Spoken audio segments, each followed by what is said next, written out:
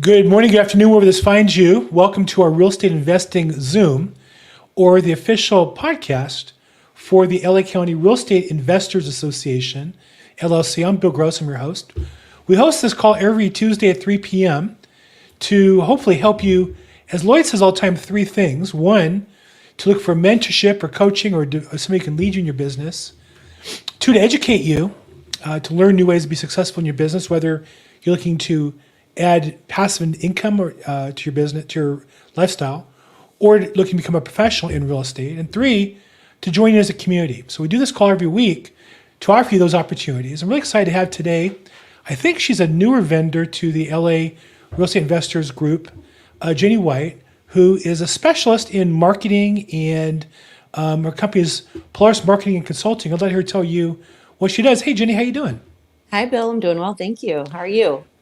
Always doing good to talk to you. It's nice to see you again. I know we met at the event. We had a couple follow-up meetings on some things we're working on. I'm really excited to share you with the community at large. So you joined in as a vendor at the LA County. Just a real quick housekeeping. LA County Real Estate Investors is a free event once a month on the second Thursday of the month. So this month is going to be a week from this Thursday on the 14th of September. It's at the Iman Center. Let's see here. Where are we at? Oops. Iman Center, September 14th. Special guest speaker Cliff Gager is going to talk about being a successful wholesaler. Meeting starts at 6:30. It's free at the Iman Center on Motor Avenue in West LA. And then we have a vendors expo with about 50 vendors. I'm one, Jenni's one. We can meet professionals to help you build your business and or create opportunities for your passive income. So just off the bat, Jenni, you joined recently as a vendor. What are you looking to accomplish as a vendor at the LA County Real Estate Investors Association? How is that in alignment with your business? So it was interesting when we first started the agency, we kind of began as generalists, which means that, as you're growing a business, you kind of tend to take on clients regardless of what industry they're in. And the more clients that I took on that were in home service related industries, real estate related, the more just naturally in tune with those, I felt myself and my team were just automatically doing, being successful agency partners for those types of clients. I also love real estate and I like to do, you know, deals in real estate, invest in short-term rentals, fix and flip. I'm looking into multiple different opportunities within the real estate market as well. And so I just naturally have a huge network of clients from general contractors, remodelers, pool, landscape, plumbing, electrical, realtors, mortgage brokers, notaries. I mean, we have a huge, a gamut of clients within that industry. And so whenever I look at things that we're going to do as an agency, I look at it through two lenses. One, obviously, do we have a track record, and is this analogous? If we have not already done this directly for this type of industry, is there an analogous case study or track record that we can pull from a related client success story? Number one. Number two, does this fit within our network as we're trying to grow our network larger and larger and provide more opportunities for ourselves and our clients? And so I always look at things from some almost like a networking perspective, as well as obviously the success value proposition that we can offer for people. Sounds like your people are my people, Yeah. right? Professionals. Yes. So what is it? So I understand it fits into your niche. What's the most common value you create for customers in those spaces? Like, what do you do? Without you, they didn't have that, and after you, they're enjoying. Yeah. I think a lot of people get stuck on trying to figure out how to distinguish themselves. And I think a lot of times when you're an owner operator, depending on where you're at in your career, of course, everybody's at a different stage, right? But I think that some people can feel stymied by the sheer magnitude of, wow, this is such a big market. We're based in LA. There's just so much opportunity here. There's so much competition here. There's so much of this, that, and the other, right? And there's big brands and small brands and big shops and small shops. I think that people, what we help and I help a lot with when it comes to branding and building out like their entire brand, from a logo to a website to ad campaigns and beyond, is actually helping them articulate who, what, when, where, why, and giving them that sort of badge of honor that they can wear, because then it's not like when you actually build a brand that you can stand behind, even if that brand is your name, that entity takes on a different energy where you can still be you, and then the brand can represent something else as well. So it's all interesting. You can be both separate from your brand, or it can really identify who you are as a person, right? I know there are people who want to create a brand that's separate so they can sell it. I'm the opposite. At this stage of my career, I really enjoy what I'm doing. So Yep. I want to be the brand in a sense. And so you can go either way. It sounds like you follow what your customers need. Yeah. And I think the thing, I got and talked that you reminded me when I spoke to you most recently was branding is more than just your logo, flyers, and a color scheme. Yeah. It's really identifying who you are to the marketplace, and then those Right. are among the tools that you have available. What are common tools in addition to the standard print media that you help a business put together as they brand themselves? So we're big on reputation. We're big on making sure that you own and occupy as much free real estate in the digital realm as possible. What that pertains to is Google Business Profile, Yelp Profile, even if you're on Zillow or Redfin, wherever your name pops up, or there's like I said, a free listing or a free piece of digital real estate that you can occupy it. Claim all your social profiles. I don't care if it's even Pinterest. Why do I like Pinterest for real estate? And people don't even think about this, but I'm like, before and after, Pinterest is visual.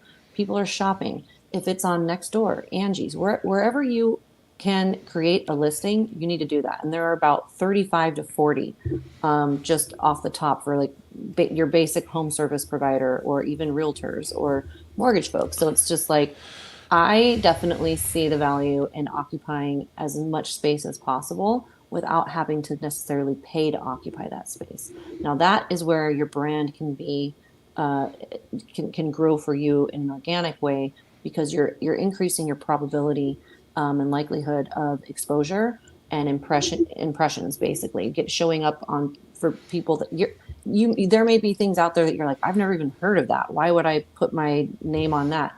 Because other people there, each one of these is its own search engine, each one of these is its own marketplace, each one of these is its own opportunity for low hanging fruit. So that's first and foremost the first thing you have to do. And then on top of that is obviously reputation, reputation, reputation. Who else says you're great? If, I'm a Dale Carnegie black belt, and that's one of the first things that they made us do too. And that's a system that's been around for, I don't know, how old is the Dale Carnegie books? They're like from the 1950s, 1920s, maybe 1920s, I older, think. 20s. Yeah. Yep. I think And Depression era before Depression era. yep. And I mean, so one of his, I can literally remember the title of one of the chapters was, You Think You're Great, Who Else Thinks So? And if you don't have that proof right now, social proof is so important.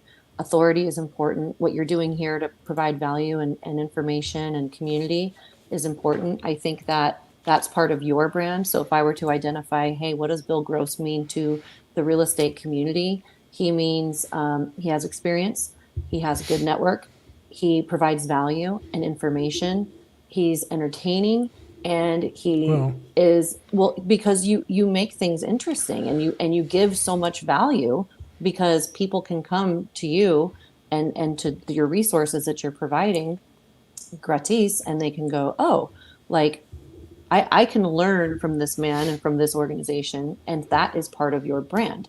So even if people are just starting out, we all have so much value to provide. And I think that just understanding what makes you you, um, and incorporating that into your brand is important. For me, a big part of it was transparency and integrity. And I wanted to make sure that um, everybody on my team, whenever we deal with clients, we go above and beyond. And we're not perfect, and you can't control things that are beyond. I don't control Google. I don't control Yelp. I might be a partner with everything, right? We've got our partnerships and our certifications and our LinkedIn and this, that, right? But at the end of the day, I don't control those algorithms. And, and, I'd love to have the ability to be prescient and see the future of what each we just don't know, right? So we work with the tools that we have, work with the team members that we have, and we're constantly in a process of performance improvement and constant education. And I think that that to me is like one of the biggest resounding parts of successful businesses and successful brands that I see, which is constant education. If you're not learning, you're not growing. And right now, we are all moving at a breakneck speed, keeping up with technology and AI. And what does it mean? Forget software. I mean, that's like, I mean, don't forget it's obviously everybody has to use about 17 different pieces of it on a daily basis. But like, look at what's happening. So you have to do it in a tempered way that isn't just going to run you ragged and get you into analysis paralysis, right?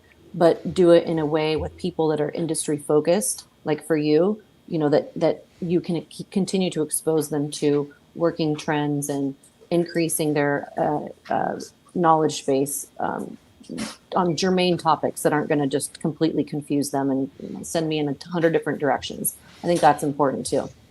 Little housekeeping. We are live streaming this on Facebook, YouTube, and LinkedIn. If you have questions or comments, love to have you jump in. Somebody on Facebook gave you a bravo, Jenni. So this is the first. And then nobody wrote, as you listed all my great characteristics, you left out good looking and charming. Somebody, I'm sorry. I forgot. Okay. Nobody mentioned that though in the comments. So maybe that's just me. I don't know. So, okay. So feel free to join in here. We went to a big conversation rather than a Zoom call. You can be a little anonymous, but if you have questions or comments, put it in there. Then a reminder again, this is from the LA County Real Estate Investors Association. We have a monthly meeting on the second Thursday of the month in Los Angeles. It's free. Jenni is a vendor there. I'm a vendor there, and love to meet you guys in person. And the idea here is to do a little deeper dive on what we're working on to be a little more successful. So one of the things that strikes me is when people think of branding, we think of Nike, Apple, Hilton, these huge mega corporations. I know the answer to the question, do individual business people or small teams of companies need to have a brand? And the answer is you have a brand. The question is, what is it, right? Your brand could be, I'm a nobody and I happen to be a contractor, or I'm a nobody, I happen to be another realtor, or your brand is something else, but you have a brand, right? No matter what you do, it's just what brand do you want to own and live into? Yeah. Yeah. And I think also it's interesting. I have some recent clients that are actually going through a rebrand. So it's a brick and mortar business. It's been around. It's also in home services. Been around for 35 years. And the son is taking over the business. Actually, I have two businesses recently that came to me like that. Family-owned business, did very well, quite successful. But times have changed, and messaging has changed, and look and feel and all of that, right? So those are interesting opportunities, because then you want to look at what is it that has made this company successful, this brand, right? How much of that is related to the brand? And then how do you extrapolate those elements and repackage them and repurpose them in a way that conveys still all of those main principles, but that also the new era and the new consumer and future consumers and expanding beyond what they've already built and done. So those are really fun projects for us as well, because we get to not just that's where like you get to let your creativity, and so I'm kind of both sides, as you can see. I'm creative and I'm analytical, so I get to ping pong back and forth between both sides of my hemispheres. So, but those are fun projects, because you can say, wow, this is not a failing company. This company's done really well. But once you start losing a little bit of market share, that's when people start to go, okay, is it me? Is it us? Is it location? What is it? Is it the economy? So there's a lot of things we have to overcome right now. Well, it seems to me, at least today, and at least in Southern California, every business is more competitive. Yeah. Now, you can improve by more than that tightening, but it's like the business is a downhill escalator. If you're standing still, your business is going to go down, because the competition gets stronger. It looks like in every business, attorneys, accountants I work with, mortgage brokers, real estate investors and such. So you have to be improving just to stay equal, or to outrace that to see any kind of growth. Yeah. One area I feel very comfortable in coaching is real estate agents on marketing. And I always say to them, the number one thing you've got to start with is a way to capture everybody you're currently addressing, every client, prospect, vendor, person into some sort of a holding spot, database, program, CRM, something. Yeah. Start with that and then add to that. If you can't start there, you're never really going to be able to grow, because you can't just talk to strangers and ignore people that already know and like you. I imagine that's true in other fields as well. Is that true in other fields as well? Yes. And do you have that same battle getting them to start as well by collecting everybody they've been working with already?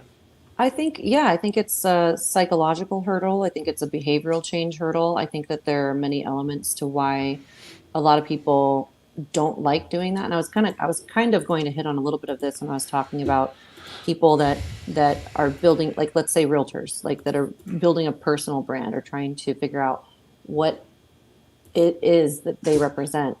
A lot of people don't like to talk about themselves, don't like to overshare, or they feel like they're bragging.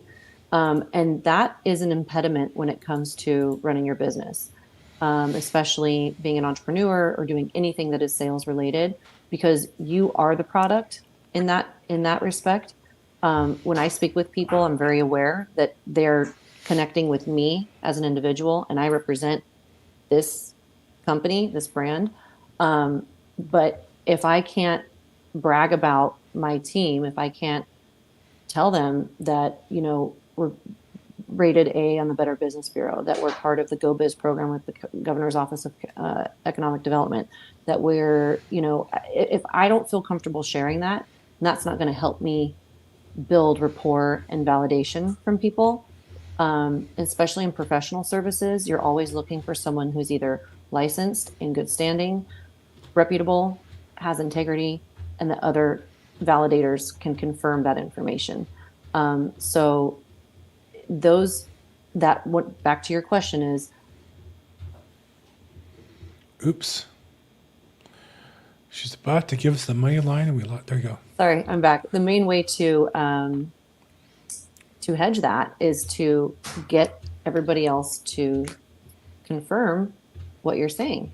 And that means, yes, put everybody into an email drip, put everybody into, top of mind campaigns. They're great, but I think we've all been there where we're just like, I get so many emails and this doesn't pertain to me and I don't want to keep getting all of this. So it's like, don't beat people over the head, but keep in touch enough to stay relevant, because everybody knows the best referrals are from people that you've met or that have worked with you, or they're vendors that have, worked with you. Like I've had clients that we've built long-term relationships with. Well, rather, they were vendors for us, even like software or whatever. And then they become referral partners because they're like, I just love the way you guys work. And I know this person's going to totally get along with you. Nothing will compare. No targeted ad campaign is ever going to compare to the fire in that referral, because that's what matters the most. And so you do have to stay in touch with people. And that just also means not just like a drip CRM, but get in your CRM and start calling people. Like reach out. Like if you haven't talked to somebody in 3 to 6 months, and you're just like, well, I'm doing my LinkedIn posts and I'm doing this and that. You can post, you can run ads, you can build funnels. That's what we do. I'm in marketing agency. That's what we do. But the human element will never go away. And that relationship is something you can cultivate very easily with people that you haven't even seen or even worked with in a long time. So, yes. Well, I always try to tell real estate agents, if those tools are important to have, like you got to have communication systems and you have to have media posts and all that stuff. But if the business comes down to competition just of that, you're competing with Amazon, Google, Microsoft, Facebook, you're going to lose. They even need to make a profit. I mean, these companies have grown, destroying industries while losing money for 5 years because they can afford to do it. So you can't compete in that space. You have to leverage what they can't, which is, in my case, me.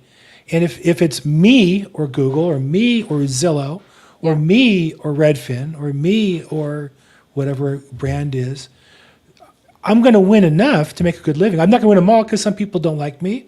Whatever, chocolate, vanilla, pick your favorite flavor, but enough will, if I talk enough, will choose me. And I think that's the key, is to get me out there more.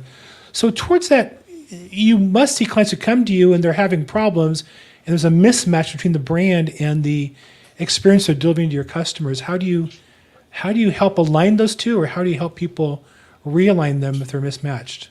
Difficult phone call. So super, super complicated because a lot of people have affinity is too soft of a word. They're protective. They don't get it. And any good salesperson will tell you, like, you do your thing, you plead your case, you tell them, you try to get their buy-in. And if at the end they still don't get it, then I need to walk away and say, I don't think we're the right agency for you. Because, my team and I were just on an ops call right before this. And I said, I don't want to take people's money if they're not willing to take the right prescription. It's like, do you want to go to the doctor and you want to tell the doctor what you have and then tell him what to prescribe to you because you're a doctor? Or do you want to go to the doctor and have them tell you what, you want them to diagnose and treat? So if we can't diagnose and treat appropriately, then we need to move on.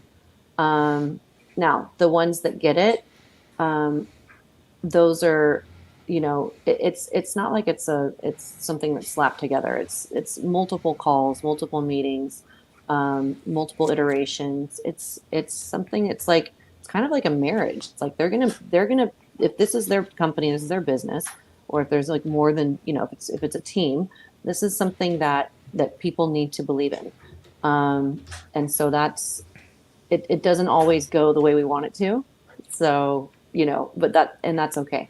That's okay. But, there are certainly times that people have come to me and been like, I just want you to run ads to my website. And we'll look at the whole website and we're like, oh, no. This, you can't do that. Right.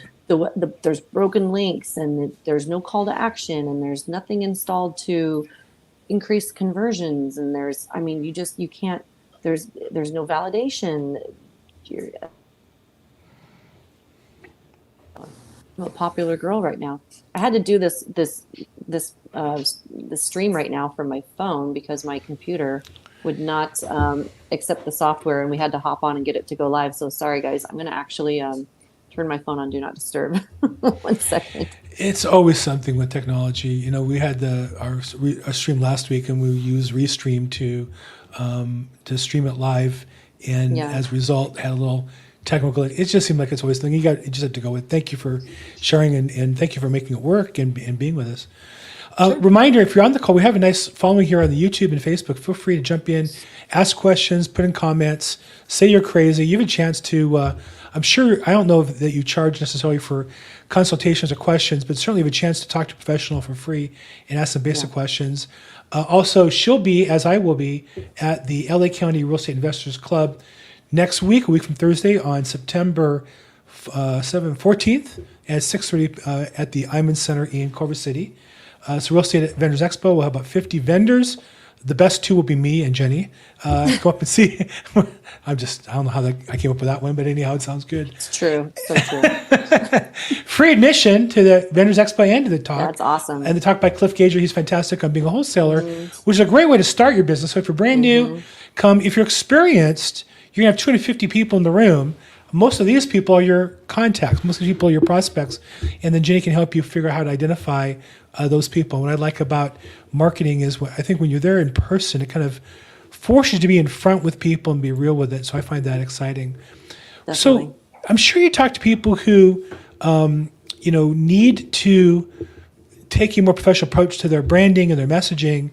And, you see it, you know that you can help them. They just don't see it. What is it that you wish you could get across to them to push them over that hump to get to that next level? I think the way to get other people to understand this is to ask them, maybe I should actually make this into like a little quiz. This would be a good one. So I can put together some brands and some industries and say, which one would you work with and why? And I think that that will help sink into folks, why that consistency matters. There's also additional components to this that I have not talked about yet that are super relevant when it comes to the digital landscape. And that is with like aggregators, search engines, crawlers, spiders, all that stuff. So if you have gone through a corporate name change, if you've moved locations, if you've added, changed your website, phone numbers, tracking phone number, like anything, if any of those things, email, even URLs, if any of those things have ever changed, you are significantly behind the eight ball if you don't go through and update everything all at once. And now there's a lot of really cool tools that we also deploy for our clients where we can go in one platform and update across the board. That's called NAP information, which is like super, super important when it comes to Google. So if you have inconsistencies with your brand name, that means, remember that what I was telling you about with that 30 list of like 35 different platforms. That's not even the listing component of what I'm talking about. I'm talking like 35 different platforms. But if any of your information, if a phone number is off, if a brand name if the business name is incorrect or written differently, you see people don't even understand that too. And all of that impacts your visibility, especially for the big behemoths out there, which is Google. Google's still huge, right? So that's another component that people need to understand. I think that I've never had to go into the weeds technically to explain that to people. I can literally show them. That seems to be an easier buy-in for folks that are like, oh, okay, I get it. That makes sense. That's like Right. your phone number is listed wrong, or if some sort of that information is incorrect, it takes you down in rankings organically, and or people can't even contact you because they're not sure if it's you or whatever. So that's a part of branding, and Right. that's like the digital landscape of branding that a lot of people don't think about. So yeah, I mean, there's like the aesthetic part of it, and then there's like the technical part of it. I was on a call this morning. I do a couple masterminds on probate real estate, and there's an agent who was really excited about his YouTube channel he had launched, and thought he was getting some nice traction on. And so here I'm leading a group of about 40 or 50 professionals. Well, of course, why not get some free eyeballs on it? So he doesn't tell me the name of his channel. So as I'm talking to him, trying to look slick, I go to YouTube, search his name. It's the wrong channel. He has like a personal channel and he has a business channel. Yeah. So then he gives me the name of his business channel, which I pull up. And in YouTube, I'm sure you know, but for the listeners, there's a suffix you can add to your YouTube channel name, question mark, sub, underscore, something, question mark. That that's your link, when they go to your channel, it pulls up and says, do you want to subscribe, yes or no? And it was just interesting that as I was talking to him, I pulled up his channel to show on the call. Well, quite naturally, I got distracted. Like I pull it up and he asked me a question. So I might have subscribed to him, but because I never really had the chance to, I never would have gone back probably ever again. And I said to him, see, you gave me the wrong link. If the link you gave me was the subscribe link, I would have just subscribed and I'm already on it. But you didn't give me the chance because you gave me the wrong link. Just the technology put you at a disadvantage. I think for some people, now there's probably 1,000 of those little details. I know one or two that have helped me, that I know professionals like you can pour into a business and help them. But I just think for those listening, it's just we work so hard. Why would you not want to finish it off right and have a polished solution rather than leave people here? He done good work. He deserved to have people watch it. People in the call wanted to go to his channel. I wanted to subscribe because I like the guy a lot. I'd like to see what he's doing. Why not? Yeah. And by not doing that extra step, he deprived me the chance of interacting with him. I think that goes back to another component that we constantly are counseling our clients on. So let's say you're creating content and you're talking about, who you are and what you do with your a lot of people in real estate do this. A lot of the clients we've seen do this on their personal page, and then they'll have like a business page. The business page they won't really put a lot into. They'll do more on like the personal page because that's kind of how they started, and then that's how people know them. And they'll mix it up like some family and some business and some Guilty. yada yada. It's okay. It's okay. I'm not mad at it. We can work with anything. But to my point, if we're going to run ads for that client, and the information that you have in your profile, right, your little about, like ding ding ding ding ding, and the link that you put there, if that's going to your one Airbnb listing that you want to promote, but yet you want us to run ads and you're ready to invest like $3,000 in running some ad campaigns, I people do not have. What's more important? Are we running ads for Airbnb bookings, or are we running ads for mortgage broker? You know, so that type of consistency, that again, that's part of branding. Totally cool. You want to promote your Airbnb? Fill up an Airbnb page. Get other people to go stay there. Let people go stay there for $1. Whatever. Who cares? Do that. Build that up. That's a whole other strategy. I help people with that stuff too. But let that be its own thing, and then you do your own thing, and then the business. Then you have to find a way to cross pollinate between you and the business, right? Because if you're the licensed broker and then the business lives on its own as well, then you want to continue to send traffic and information and followers, and hopefully both grow on their own. A lot of crossover, of course, will happen, but they're again, that goes back to the root of what we're talking about, which is like continuity, consistency. What do you want? What ultimately, if you're running a brand that's already been in existence for a few years, 5, 10 years, or if you are building a new brand or business, ultimately, what do you want people to do? Do you want to just get on the phone and talk with? I want to get on the phone and talk with people. I want people to book me for a consultation, and no, I don't charge for them, because you're interviewing me and I'm also interviewing you. Like it has to be a two-way street. We're a small boutique agency. I don't have 350 clients. I don't have 100 employees. We're small, we're nimble, we're flexible, we're talented, we have a great track record. It's important to me who we work with, and that we know it's essentially a partnership, what you get with me. And so, that's my goal. That's what I want people to do. So you can go on my site and you can call and reach somebody. You can message us and reach somebody immediately. You can fill out a form and book a call with me and get on a Zoom, and we can, there's multiple ways that I can get in front of people.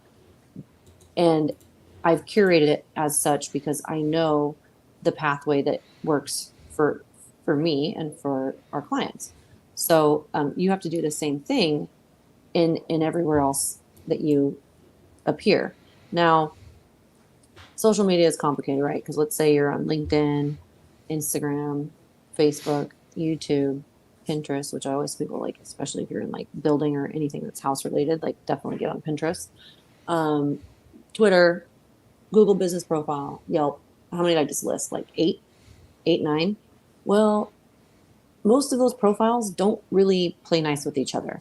There are some messaging apps that are out there where you can consolidate. Like we have one it's a chat on site as well as a messaging delivery. So you can consolidate like Insta, Facebook, Google Business Profile, which is great for when you're going to run leads. But to my point, going back through each of those platforms and making sure that your information is correct and consistent, your calls to action are correct and consistent, and the way for people to get in touch with you is accurate. And you should go in and not just set it once and forget it. You should probably just put on your calendar to quarterly, just a little tune up and remind yourself, have all your listings on there. I use a Blink, BLINQ. It's Blink. It's an app on your phone, and I can put all of my links into that. Yep, there you go.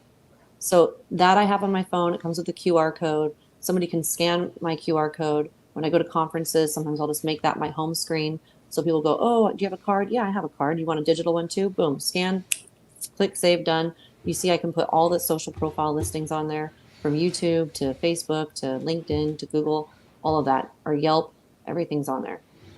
Session. And a booking, exactly. So